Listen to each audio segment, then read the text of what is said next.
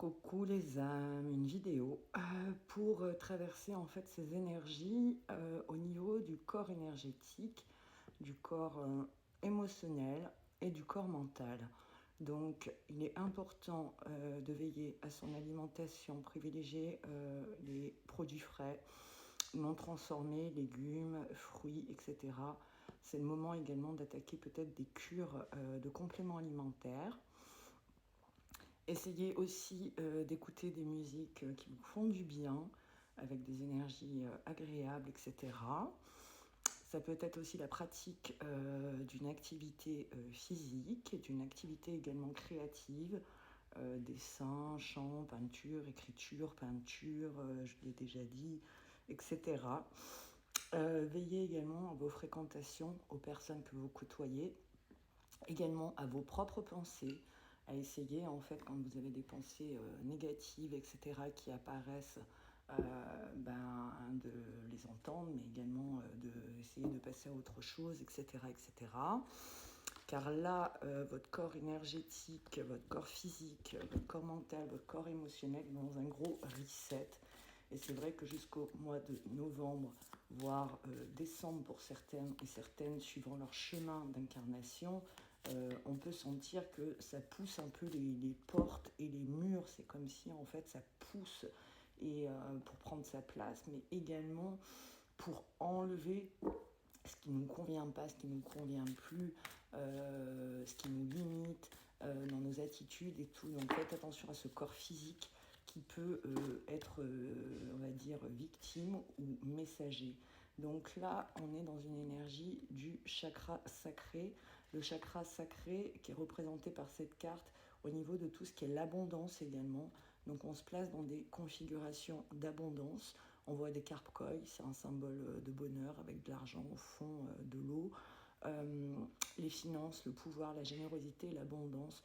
Donc on se met en fait en abondance, c'est-à-dire qu'on incarne l'abondance, on se dit qu'on est abondance. Et ce serait bien qu'au moins une fois par jour, vous arriviez en fait à identifier l'abondance. C'est par exemple, moi je vais vous donner un exemple personnel avec l'histoire de mon épaule qui est un peu invalidée, etc.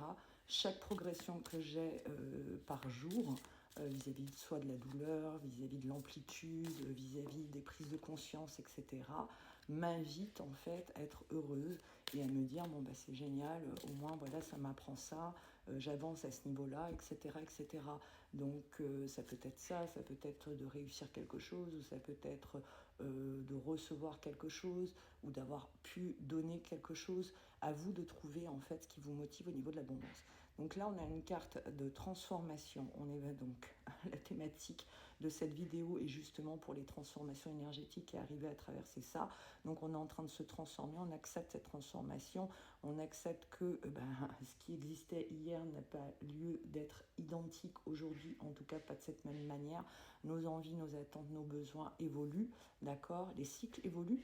La méditation également peut aider, donc la méditation, mais également pour ceux et celles qui prient, la prière, la méditation, le recueillement, la gratitude, tout ça sont des énergies en fait qui favorisent, on va dire, ces périodes de transformation et ces périodes qui invitent en fait à changer de paradigme et à mieux accepter, on va dire, les énergies environnantes qui sont peut-être un peu sur certains plans lourdes et qui sont là aussi pour en même temps évoluer. Donc en fait c'est comme si on observait, vous voyez, on est un peu au-dessus, on observe en fait tout ce qui est en train de se passer, le bon, le moins bon, etc. On fait le tri et en même temps nous on agit pour justement ce côté d'amplitude, d'accorder de la valeur et de prendre de la hauteur et d'être mieux dans sa peau, etc.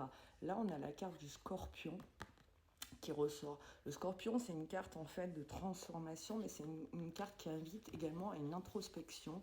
C'est une carte aussi qui permet, on va dire, de transformer justement tout ce qui est déjà mort en outil du vivant, c'est-à-dire qu'en fait on se débarrasse de ce qui est mort pour renaître.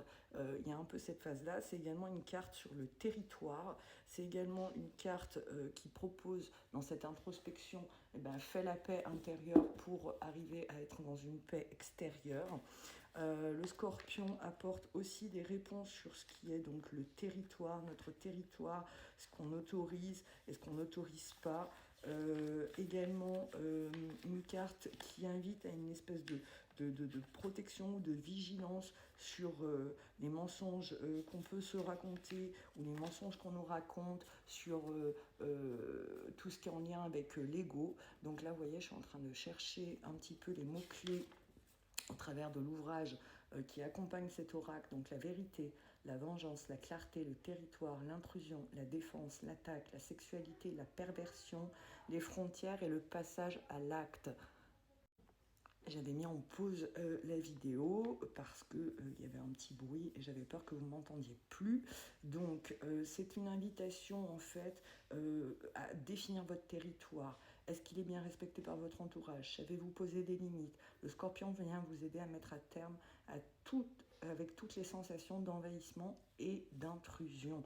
Donc on est dans quelque chose où c'est le roi du désert et il transcende en fait l'énergie vitale, la sexualité, l'empire des sens, la foudre, l'émotion, les pulsions, les désirs, le chaud, le froid, le bien, le mal. Il a acquis la sagesse et le discernement. Donc ça rejoint un petit peu cette image où je vous disais, voilà, on prend du recul, de la hauteur sur ce qui se passe.